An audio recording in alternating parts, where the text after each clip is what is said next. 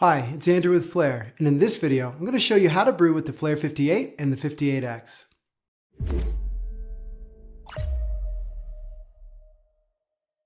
Before you can start brewing with your Flair 58 or 58X, you need to assemble the press stand. Unlike the original Flair design, fasteners are required to secure the post to the base for this procedure. We recommend you use a table or counter to support the post so you can focus on aligning the holes in the base with the threads in the post. Failure to have these aligned properly can lead to lever pulling to one side or the other. The first screw should be threaded in most of the way, but left loose until the second screw has been threaded in and snugged up. Then return to the first screw and tighten it up, and back to the second to do the same. Ensure that both screws appear to be at the same depth, and check that the lever is centered. And actually, this is perfect because I've done something wrong. You can see that right now, the lever is pulling a little bit to the right. It's tight, it's not moving, but because I didn't have this lined up properly at that last moment, it's pulling to the side. So what I'm gonna do, I'm gonna flip it back over, and I'm going to loosen just a little bit, both of these, and confirm that it's nice and straight, and then I'm going to give it another tightening there. Looks like I had a little bit more movement on that one. It was pulling it. So now it's nice and level and there's no play. Before we get started, it's important to point out that as of October of 2021, the 58 and the 58X will no longer use a fixed dispersion screen inside the brewing chamber. All units will ship with the Flair 58 puck screen instead. Additionally, the plunger has been modified to allow it to work as a valve, enabling you to fill the chamber while the stem is installed. You can keep the piston assembly linked to the lever all the time.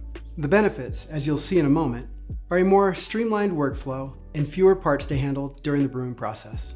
Now, if your unit was produced before the design change, it will arrive with a fixed dispersion screen. And we recommend that you check out one of these guides first, and then come back to this one to see what's changed. If you find the enhanced workflow compelling, there will be kits available for sale around November that will allow you to incorporate it into your own brewing routine. The 58 and 58X ship with everything you need to prep and pull a shot. There's a portafilter and filter basket, puck screen, tamper, drip tray, a preheat cap. The 58 model comes with a removable brewing cylinder funnel, and the 58X has it integrated.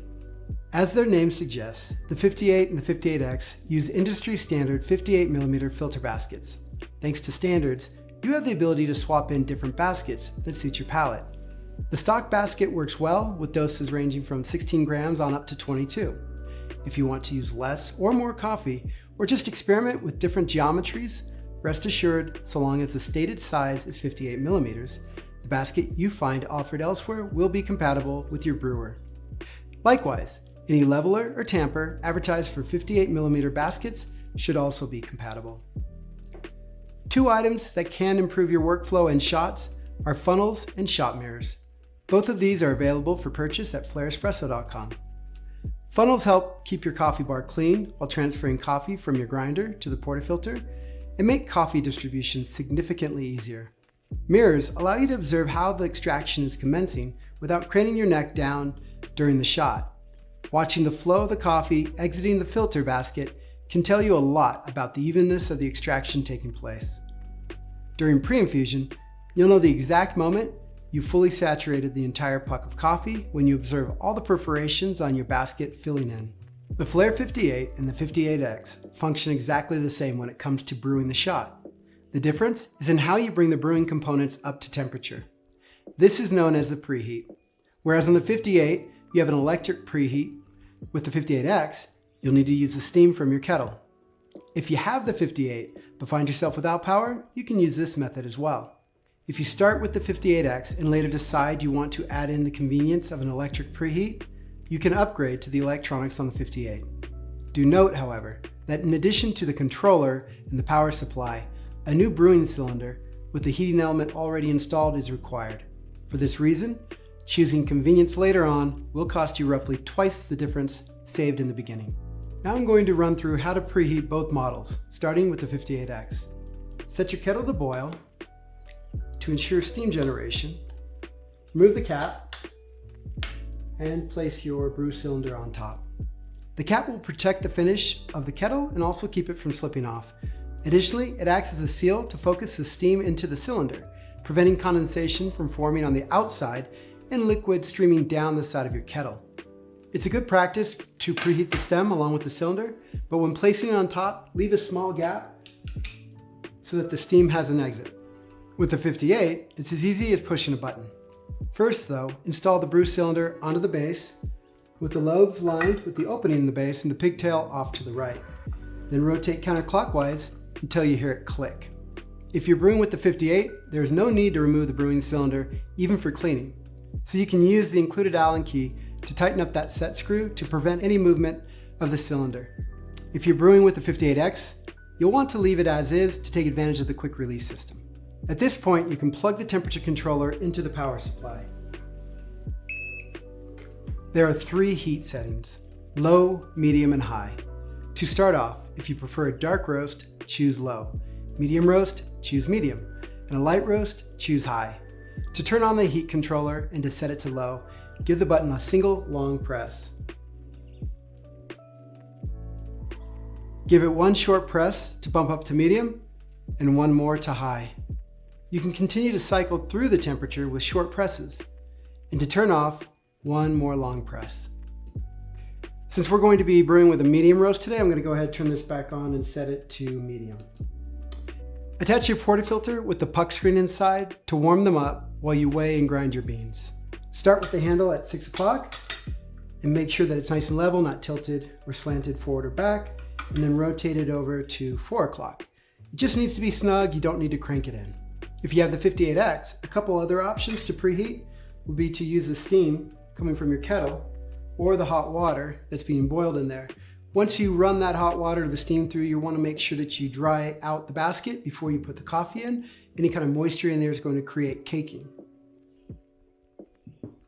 Go ahead and lock this back in, and then we'll put our stem and gauge back in so that we can preheat this along with the rest. If you're upgrading to the 58 from one of our other models, you should expect to grind quite a bit finer than you currently are for the same amount of pressure. We're going to be using 18 grams of coffee in to 36 out for a 2-to-1 brewing ratio.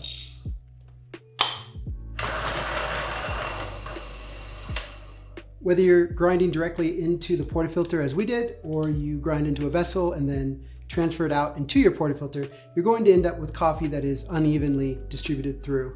And you're going to want to make sure that you get that distributed evenly before you go to tamp. So you have a few different choices. You can do palm taps, you can do finger sweeps, but we prefer Weiss distribution technique. And what that involves is using thin wires to settle and move around the grounds until they level out nicely into your basket before you go for a tamp. So to do the Weiss distribution technique, you want to insert your wires deep into the basket and do little concentric circles like this, moving towards the center. When you feel like you have a good distribution going, you can do a little north to south, a little east to west, and then just check to make sure it looks level. At this point, I have a lot of coffee, as you can see, that needs to be settled down before I can go ahead and tamp. So I'm going to give a couple quick knocks to settle the bed below the surface so I can go ahead and tamp now.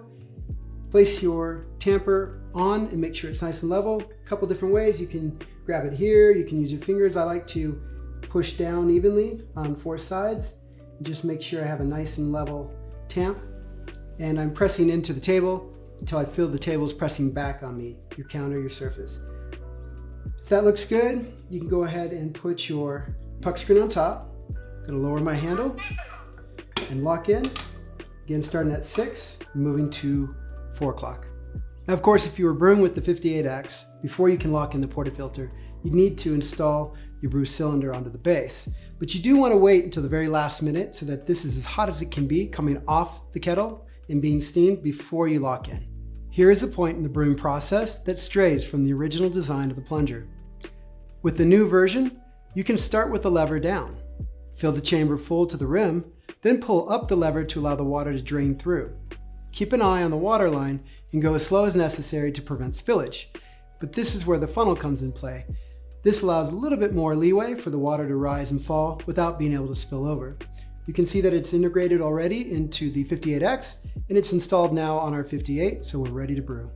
The way that this speeds up the workflow is we no longer have to remove the stem to pour water into the chamber and then reinstall. We can go ahead and pour right in.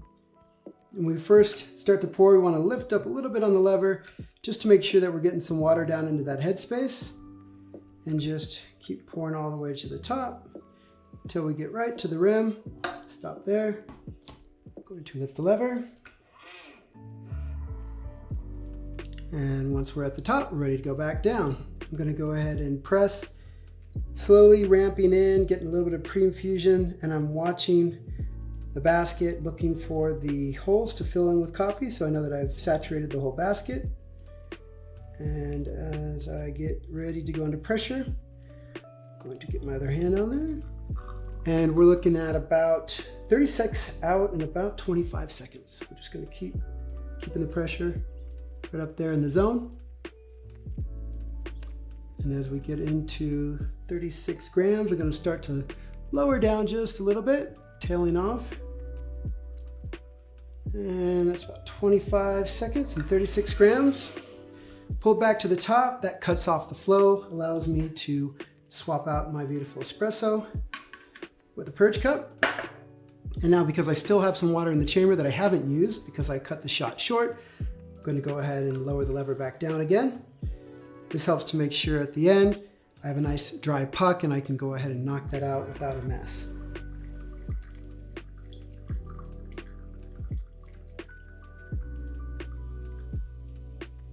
You can hear a little bit of air coming out. That tells me I've pushed through all the water and I just have more or less a dry puck. So we'll pull that out. And usually when you flip it over, maybe a little bit of tap, you get the puck screen out. And then I'm going to go ahead and knock out a nice dry puck. And if I was going to pull another shot for somebody else, I'd probably keep this nice and hot and ready to go. I would just wipe this back out, make sure I don't have any moisture or any coffee grounds, grind another shot. Again, put it in, lock it in, pour in water up and back down. And that's the beauty of the new system. You can go ahead and keep the stem locked in and engaged. You don't have to remove it to fill in water. You'll just keep filling up the chamber, lifting the lever, and pulling more shots. When it comes to maintenance and cleaning, the 58 and the 58X are as easy as it can be. Thanks to the open, unfettered access to the brew chamber, you'll be able to rinse it out and wipe it out as needed when you start to see any kind of materials accumulating. So what you'd want to do, if it's the 58, just leave it on the stand. You don't need to remove the brew head. So unhook, and then go ahead and lift and wiggle until you can get the plunger to pop out. And once you do, again, you'll have that clear access. I can come in here and wipe with a rag if I see any coffee materials, but generally speaking, you won't see anything accumulating. Now that we're using a puck screen and not an actual fixed dispersion screen, there's nowhere for the coffee material to hang out. So really, if you see something, go ahead and wipe it out and you're good. So from time to time, if you notice that it's starting to get a little dark and black in this area here from the coffee residues and materials, you can also remove your O-rings. You just squeeze and then pull out like this. You can wipe back in here with a paper towel. Again, no soaps or detergents should be necessary. You should be able to get to all the areas and quickly wipe out what needs to be. If you'd like to use any products, make sure it's something that is designed for espresso machines like a Cafesa. But generally speaking, you can just wipe it out. You'll be good to go. Keep in mind, you've just removed the natural oils that you've accumulated over time, which is good for smooth action. So you're going to want to lubricate this back up before you use it. Otherwise, if you put it right back in dry, you'll notice the first few shots are going to be a little bit rough. So something like a Molyko, the 111, that is a food-safe grease that you can easily source, or just something in the cupboard, like a light oil, something like an olive oil or something extra virgin, something that you know won't impart much of a taste. Rub it on those O-rings and wipe it back off before you insert and start to use again. The other component you're going to want to clean is your puck screen. After every time you pull a shot, you'll want to rinse this out underneath the tap, but also 3 to 4 days, if you have a kitchen sink sprayer, give it a good push through and try to clear out any of the material that might be trapped in there. Also, if you do like, say, a darker roast, you're probably going to notice some oils forming on that. So use the same kind of products we talked about before, something that's engineered for espresso machines like a Cafesa, to soak this in for maybe 30 minutes, then take it out, give it a good high spray, make sure that you have cleaned out all that material and dry it out and you'll be good to go. That's brewing with the Flair 58 and the 58X. If you want to see what it's like to brew with one of our other models, click the corresponding thumbnail. Thanks for watching. We'll see you in the next video.